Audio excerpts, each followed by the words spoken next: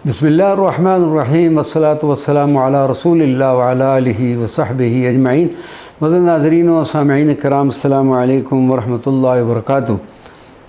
बारगाह इमाम शरफुद्दीन में सुल्तान सलाहुद्दीन अयूबी को हाज़री का शर्फ़। वाली मिस्र सलाहुद्दीन अयूबी हज़रत शेख की दरगाह में पहुँचे।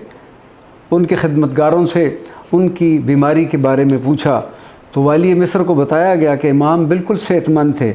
एक माह पहले की बात है कि एक रात इमाम सोकर उठे तो बुखार में मुब्तला थे। मिस्र के तबीबों को दिखाया, मुख्तलिफ़ दवाएं भी दी गईं, लेकिन कोई अफाक़ा न हुआ।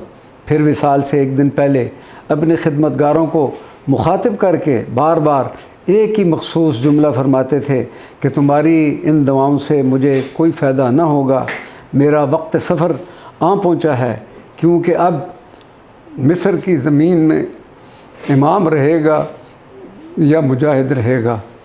खिदमतगार जब इन अल्फाज का मफ़हूम दरियाफ़्त करते तो जवाब में यही फरमाते कि यहाँ इमाम तो बहुत हैं मगर मुजाहिद कोई नहीं। अगर मैं मर गया तो दूसरे इमाम पैदा हो जाएंगे, लेकिन तुम्हें ऐसा कोई दूसरा मुजाहिद नहीं मिलेगा।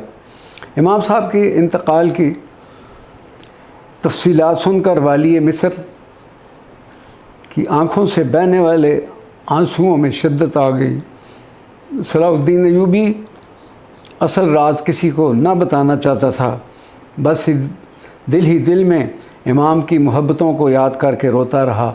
फिर कसर खिलाफत में दाखिल होने से पहले अपने पूरे लश्कर के साथ उस कब्रिस्तान में पहुंचा जहां हज़रत इमाम शरफुद्दीन इब्न अबी यसरून रज़ी अल्लाह ताला अन्हु की आखिरी आरामगाह थी। सिपाहियों का हजूम देखकर अहले शहर को यूँ महसूस हो रहा था जैसे फ़ातिह मिस्र किसी बादशाह के दरबार में सलामी के लिए हाज़िर हो रहा है। वाली मिस्र सलाहुद्दीन अयूबी बहुत देर तक हज़रत इमाम शरफुद्दीन इब्न अबी यसरून रज़ी अल्लाह ताला अन्हु की बारगाह अक़दस में खड़े फ़ातिहा ख़वानी करते रहे। इस दौरान एक लम्हा के लिए भी उनके आंसू न थमते थे। फिर इसी सोगवार हालत में सलाहुद्दीन अयूबी अपनी वालदा की कब्र पर हाज़िर हुआ।